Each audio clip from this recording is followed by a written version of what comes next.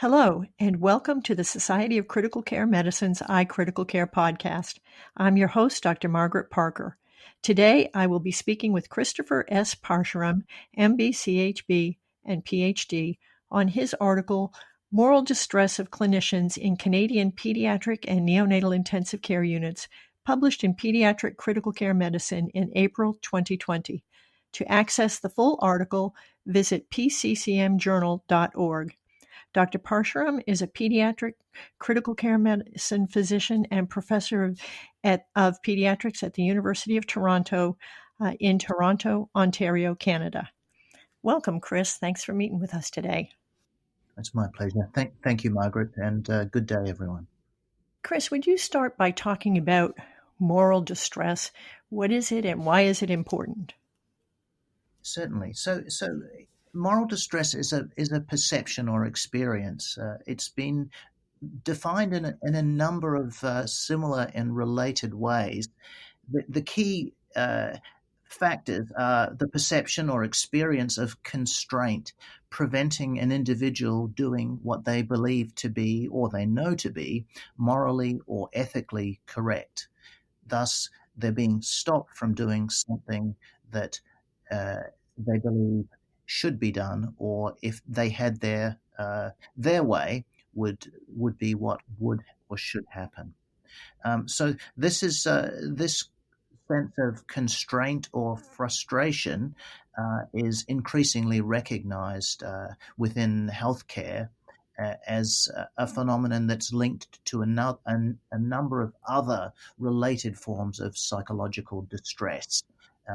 There's notion of residual moral distress, of burnout, of traumatic stress, and related phenomenon. So this construct in our current environment is receiving a lot of attention because the well-being of healthcare professionals in our complex ICU environments is also associated beyond the immediate professional retention and administrative aspects can impact patient care and the well-being of the people who are in the ICU providing care and their families. So the construct of moral distress is both narrowly defined, but also has fairly broad potential implications. How does one measure moral distress? Well, a number of ways, Margaret. The easiest way, and our collaborator and partner, Tricia Prentice in Melbourne, uses the moral distress thermometer, where the simple question is asked. In this circumstance, can you please rate your experience of moral distress? We also asked a similar direct question in yes-no format in our first publication and in a 5-point Likert scale. However, the classic and more detailed measure of moral distress is using the moral distress scale, and we used the revised version by Anne Hamrick and colleagues. And this measure asks about 21 situations, and the respondents describe the amount of distress that they feel when in these situations and the frequency with which they've been exposed to the situations. And then the frequency is multiplied by the degree of distress to give a score that could be as low as 0 or as high as 336 for the 21 questions. So it can be measured in many ways. We chose the accepted standard, the moral distress scale revised, for the paper that we're about to discuss. Is there anything that can be done to mitigate moral distress? Well, that's a very good question, and I think the foregoing elements of our discussion would suggest it's an important consideration in our current environment with many potential implications.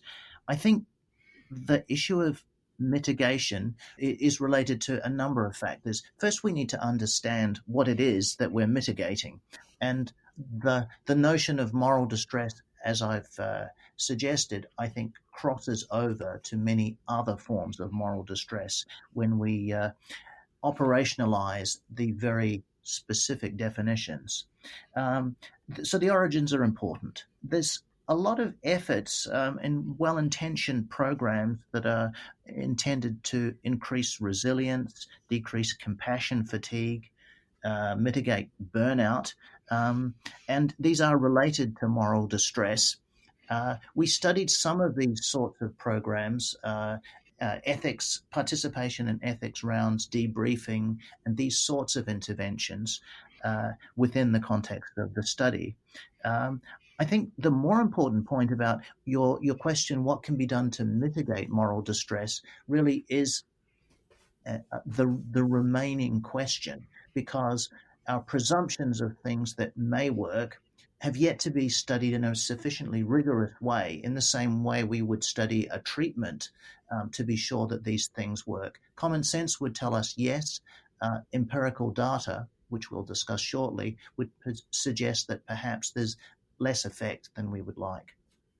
So tell us about your study. Why did you do this study and how did you do it?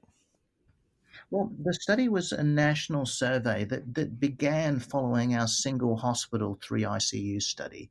And in that, we showed moral distress was prevalent as measured using the scale and by the simple questions, and some demographic associations, and wished to see if the study in one hospital was relevant across Canada.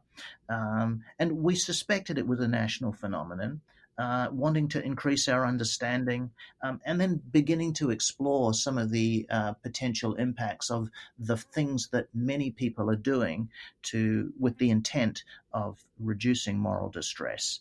And this was all part of a broader program of research to evaluate and reduce excess distress in healthcare professionals in Canadian ICUs, and perhaps more widely.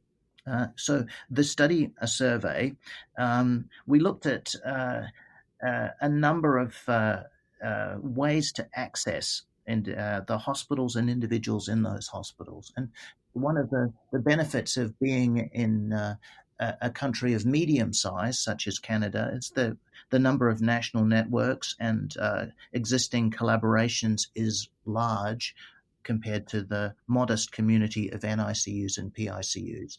The level 3 NICUs and PICUs, there's just over 50.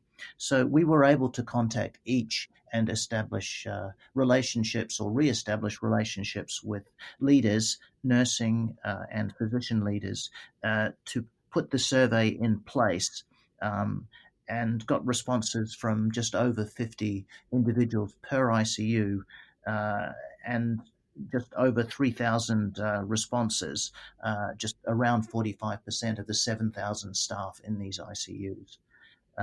The survey was electronic, and I think this is part of the success of the survey, and available within a 6-week period in each ICU. There were reminders, local champions, and I think one of the things about this survey, it's the sort of survey that people want to participate in. When we did the pilot, it was very interesting. I've never done a survey before where I'm chased down the corridor by people wanting to get more surveys, because someone in the room missed the opportunity to participate.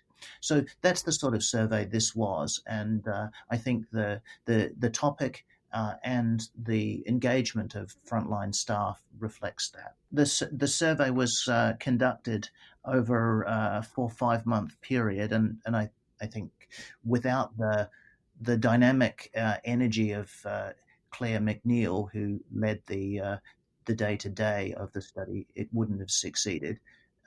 However, the results came back, and with the study team, we were able to move to explore the findings and the questions that we sought to address. What were your findings in this survey? First, a good response rate for a national survey. And we found a range of moral distress, Margaret, that perhaps was not surprising. A proportion, just under a quarter, had low scores of less than 50, and just over a third scored more than 100. The median was lower at 79 was lower than our single centre survey, where we had a median of 97. And again, this is out of 336 as the absolute maximum. So these scores were correlated with self-report and would suggest to us that a threshold of around 90 to 100 is on the higher end of moral distress ratings. Importantly, amongst those surveyed, the scores of nurses were higher than those of physicians by about 20 points, so a quarter of the average type score. And registered respiratory therapists were, again, between physicians and nurses in terms of their moral distress scores. Those that had been in ICU longer, and by longer, if a person had been in the ICU more than 20 years compared to someone in their first years, there was a 40-point difference. So this would suggest those people that hang around in ICU have much greater moral distress than those who are newly arrived. So there may be an exposure effect. And this is, for me, this was interesting in that I would have thought that if moral distress was such a debilitating phenomenon, those that had it might leave, and thus the effect between new and older staff would be smaller. This is for me, quite a striking effect of exposure to ICU practice. These were the bullet points of the larger findings from the work.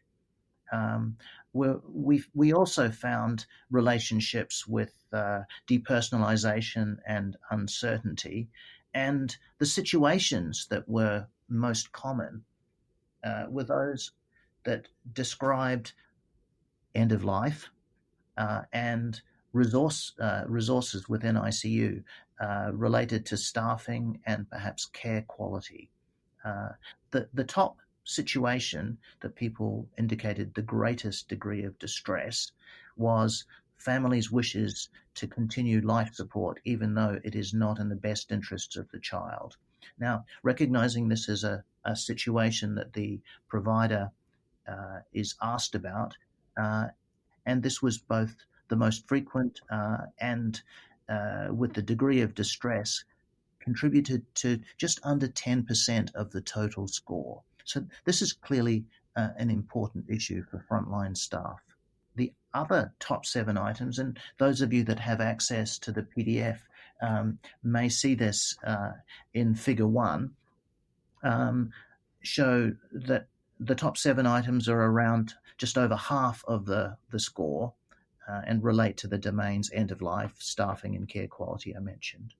And the things that perhaps people think most about from outside the medical profession that may induce distress, providing high-dose sedatives and the family asking not to discuss the death of a child with a child had both low frequency and the lowest scores. And one could think also, we're talking neonatal ICU, so perhaps the relevance of this question may have also contributed to the low score. So these situations are important, consistent with the lived experience, consistent between studies, and also consistent with studies that have asked more generically about sources of distress and moral distress in ICU, and suggesting to me that this is not an isolated phenomenon, but a very widespread phenomenon consistent across units. Those are really interesting findings. What did you learn about the potentially mitigating factors that you talked about earlier? The mitigating factors, we evaluated the dose of the exposure to each of 6 potentially mitigating factors. These were debriefing, attendance at counseling, ethics meetings, mortality and morbidity meetings, team meetings. Each of these were associated with modest, statistically significant, but modest reductions in moral distress.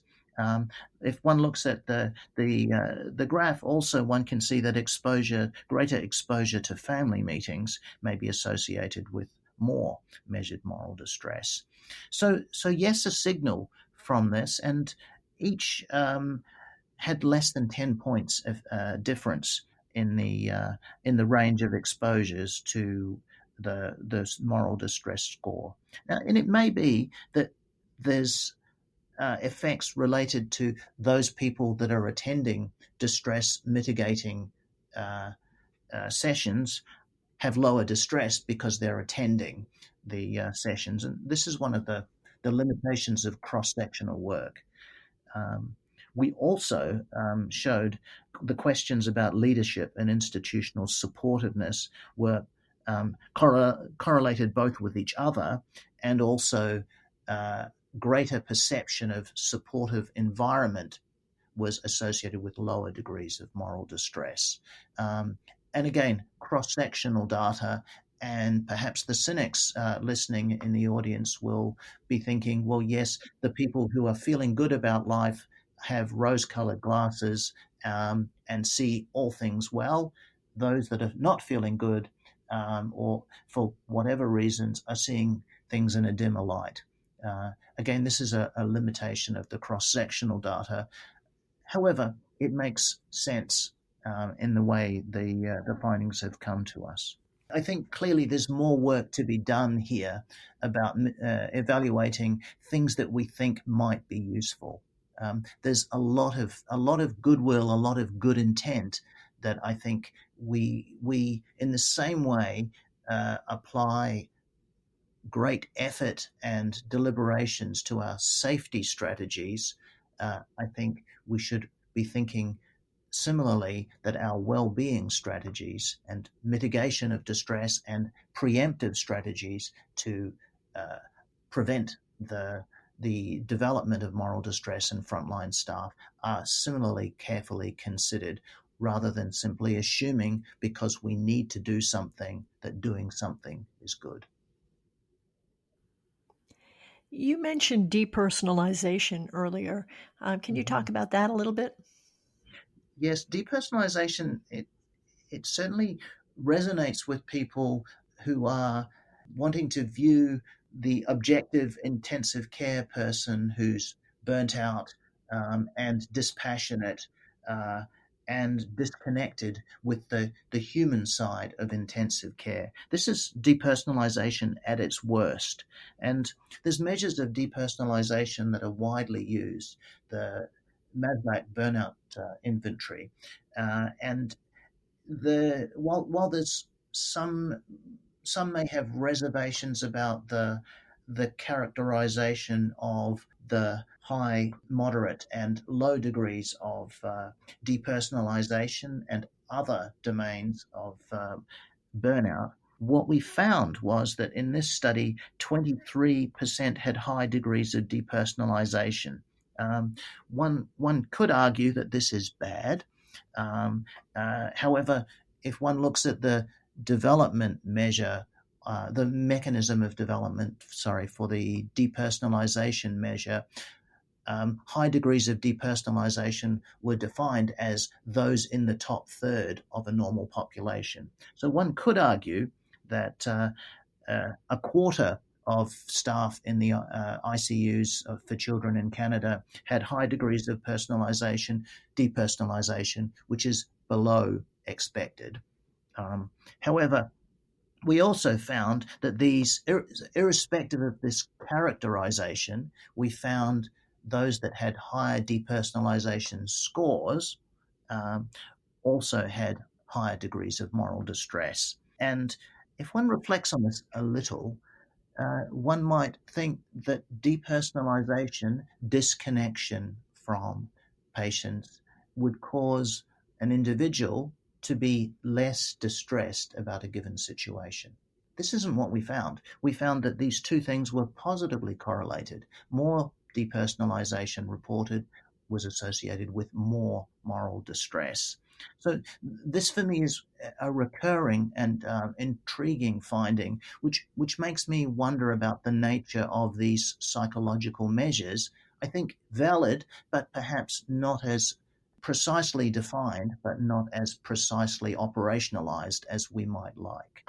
And am I saying that depersonalization is not an issue? I'm definitely not saying that, Margaret. It is an issue. Compassion fatigue, engagement are, I think, foundational aspects of intensive care practice, neonatal, pediatric, and adult.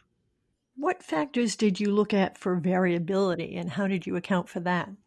I began this study with as a pediatric intensive care practitioner who believed that there was differences between neonatal and pediatric ICUs that would perhaps preclude their union, and that was one obvious source of potential variability. Also, the broader looking at the broader literature, we thought that there may be hospital ICU culture level effects. There's many well-designed surveys and other instruments to describe the effects of culture, the relationship with safety and quality of care. Things that we were showing in the moral distress survey were important sources of distress. So we thought that these overarching environmental factors may be important. And so we looked at these and to see what influence they had using provincial level clumps. There were 31 hospitals in which the 49 ICUs that participated were in, so there may have been some hospital level effect, in addition to ICU level effects. In addition to this, having shown that measured variables within individuals, like the professional background, the years of experience that we've discussed, we included these to see, once we'd accounted for these sorts of known characteristics, what the effects were. And interesting, as was George Tomlinson insisted that we do these sorts of analyses to see where the variation was, and I'm very grateful for him insisting that we drill down to look at the effect of province of ICU. And paradoxically, and in spite of the cultural milieu that we hear about recurrently, these effects was very small compared to the effects that we observed within individuals but could not explain by the measured data. So these 90% of the variation in score relates to variations that we didn't measure in the study with individuals. And yes, there were effects. Nurses had more distress than physicians and respiratory therapists. NICUs and PICUs were not different. Hospitals were not significantly different within and between provinces. So these sorts of variations have important consequences for our thinking about moral distress. It's an individual phenomenon that may have group level effects in terms of retention and performance, but our approach, thus it suggests, should be more customized to the individual than changing culture at hospital level. What are the limitations of your study? Well, I'd love to tell you that there were no limitations, Margaret. But it was a cross-sectional national survey. Many journals, not pediatric critical care medicine, decline surveys that have less than 70% response rate. The response rate we observed was very good for a study of a survey of this size. Ideally, a greater response rate would have ensured more representativeness within each ICU and of individuals. And it may be that the response rate reflects bias in that those who were too distressed to participate or insufficiently distressed to care about this sort of survey because they may not have seen it as relevant. So as a survey with an incomplete response rate, there may be biased responses. There's also a lot of unmeasured variables, and as much as it would have been nice, Margaret, to have asked all the things about people, we have to make judgments in order to optimize the information versus the respondent burden rate. And it might also be that when we took a moment of an individual's time, that we caught them at a bad moment, and this bad moment colored the survey. So in addition to the unmeasured variables, it may also be the timing of the survey was a bad day, or perhaps it was a good day. In addition, there may be other biases in that the individuals choosing to respond had either strong motivations to participate in a given study, or were perhaps more closely associated with the administrators who were assisting as local champions. We talked about the biases that of a cross-sectional design with respect to the potentially mitigating factors. Those who were attending the mitigating factors more may have actually had their greater distress reduced. And so our findings require verification in more longitudinal designs. Having said that, the limitations are important to acknowledge and to incorporate into our interpretations. I do think that there's a number of key messages here. Moral distress exists. There's a range of distress that we've observed, that this distress is positively associated with burnout of the depersonalization sort, also with uncertainty about clinical effects, and that there are large groups of individuals who have greater distress. However, that the experience of distress and the variability in reported distress is not something that we have understood as well as we might in this large macro level study. I think this leads to the classic scientist statement, more research is needed. It really is. And because I think this is a fundamentally important area.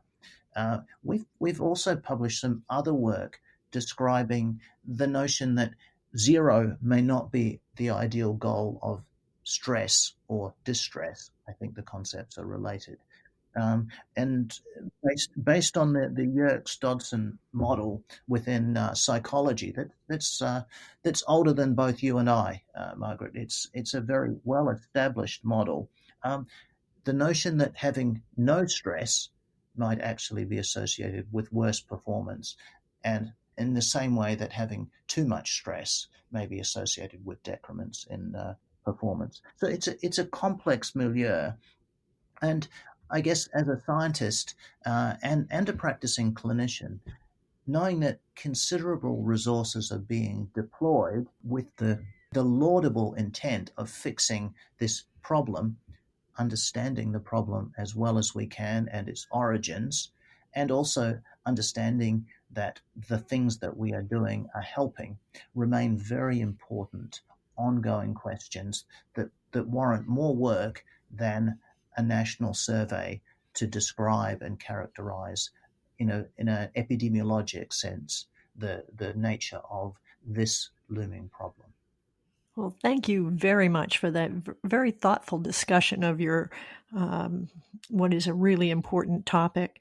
Do you have any final comments you'd like to make? Yes, our ongoing work is more actively engaged and will involve the integration of multiple disciplines. I'd like to acknowledge the fact that you're speaking to one member of a large team that involved biostatistical expertise that allowed us to drill down into some of the complex aspects. The past president of the Canadian Association of Critical Care Nurses is the first author. Nursing, physicians, respiratory therapists, the interprofessional nature of moral distress is something that begets an interprofessional approach. And I think I applaud our administrators and the public for being concerned about the well-being of healthcare professionals in ICU. I implore our administrators and members of the public to be patient as we carefully work out ways to make us more effective, to support us in our practice, while we also acknowledge that making zero distress is something that we might actually wish to avoid. Well, thank you very much for talking with us today, Chris. It's really been interesting. It's been my pleasure. Thank you very much, Margaret, for your time, your interest, and questions.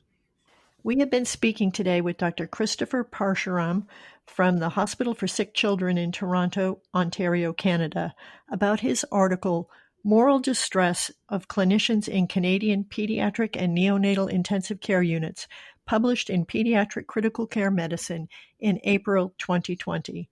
This concludes another edition of the iCritical Care podcast. For the iCritical Care podcast, I'm Dr. Margaret Parker.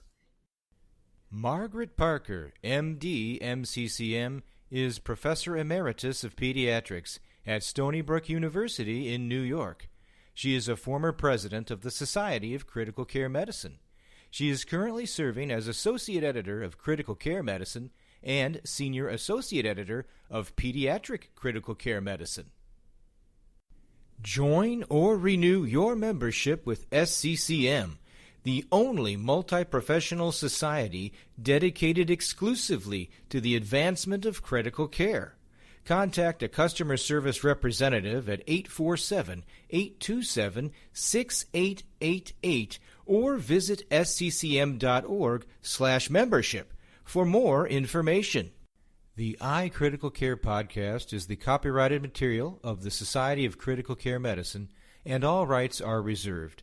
Statements of fact and opinion expressed in this podcast are those of authors and participants, and do not imply an opinion or endorsement on the part of the Society of Critical Care Medicine, its officers, volunteers, or members, or that of the podcast commercial supporter.